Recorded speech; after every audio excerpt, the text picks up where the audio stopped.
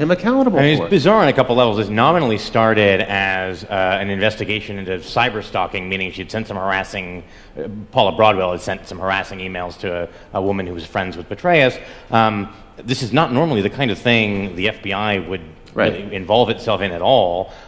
Having tracked these emails back to Broadwell, because again, you're never private, she had used an anonymous Gmail account, but then logged in from the same IP address to her real Gmail account. Even if you're using stuff like something like Tor, usually the IP address is persistent over time. So if you log into anything that's connected to you within that window, you can be traced back again. They can link those two things. And then having figured out who sent the emails, if that was they decided, I think, ultimately that actually the emails didn't rise to the level of criminal harassment, but having identified who sent them, instead of then confronting Broadwell, they decided to do a fishing expedition through all of her email. And it's not clear what conceivable connection that had to the thing that they were supposed to be investigating. So at that point, the supervisors, when they found no evidence of criminality, they should have called the investigation off, and they didn't.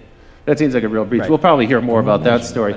I need to move on. I'm loving the conversation, but we have to get into what's next. So in this show, we like to talk about what's now and what's next, and then what comes next. The next things we're going to talk about are drones, phones, and super cookies. And it gets creepier, folks. So check this out. Predator drone, you're familiar with these. They've been in use since 2001. There's one on display at the National Air and Science Museum, so they're already kind of a part of American history. Massive expansion to that program.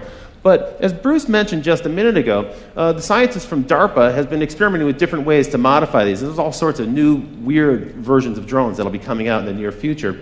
One of them is called Argus, and what they've done is they've taken 368 of those cell phone cameras, the 5 or 10 megapixel camera that's on your cell phone today, and they've assembled those into sort of a beach ball shape mounting, and they can put that at the front of one of these drones. And this Argus program then allows that drone to hover over a particular place and record everything that's happening on the ground.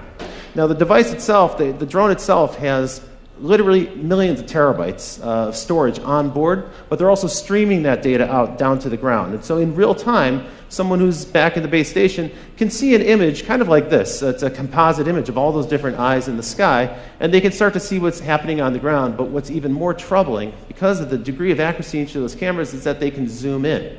And they can actually, today, get to a level of detail that allows them to see, from 14,000 feet in the air, a 6-inch long object.